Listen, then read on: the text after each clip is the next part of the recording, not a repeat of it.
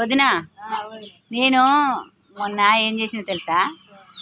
ఇంకో మా మరదలు ఉందిగా, మా తమ్ముని భార్య ఏం చేసిన కదా, వారం చిట్టకు ఒక 1000 రూపాయలు కట్టాలి మరదలా ఇయ్యవా అని అన్న. అంటే ఇస్తలే అక్క, మా ఆదివారం వరకు ఇచ్చేస్తా అన్నది. అంటే సర్లేవే మిస్ చేయకు, ఆదివారం ఇయ్యకు అని అన్న.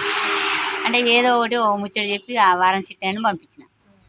మళ్ళీ వారం వచ్చినప్పుడు ఫోన్ చేసినప్పుడు అయినా ఫోన్ ఎత్తాలిగా వదిన, ఫోన్ ఎత్తలే ఫోన్ ఎత్తకుండా ఏం చేసింది, ఆదివారం మళ్ళీ నేనేం చేసిన కదా, మళ్ళీ వారం చిట్టైనా వస్తే మళ్ళీ ఎట్టానని ఆదివారం కట్టెలన్నీ నేర్కొచ్చుకున్నాం, మిర్చిల గారెలకు మరి గ్యాస్ అయిపోయాయని కట్టెలకు పోయినా ఆ వారం అట్ట తప్పించిన.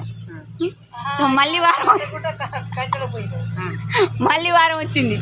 మళ్ళీ వారం వచ్చేసరికి మళ్ళీ ఏమైంది తెలుసా వదిన, ఇక మళ్ళీ ఫోన్ చేసిన, ఏమైందే మరదలా ఇస్తానంటిగా అంటే, అక్క నేను గుట్ట మీద పోయినా నేను మళ్ళీ రాగానే ఇచ్చేస్తాక్క, ఏమనుకోకు. కొండగట్టు గుట్ట కాడ ఉంటుంది మా మరదలు, ఆ కొండగట్టు గుట్టలా ఇక ముచ్చట చెప్పింది నాకు.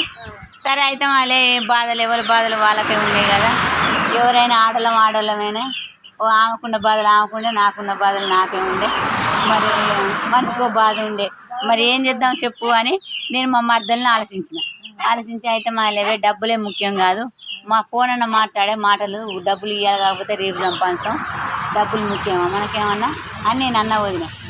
అంటే సర్లే అన్నది. ఇంతవరకు ఫోనే చేయలేదు వదిన. మనోళ్ళే మనకు గట్ట కాకుండా అవుతారు, ఇక గట్టు ఉంటుందా చెప్పు వదిన, చెప్పు.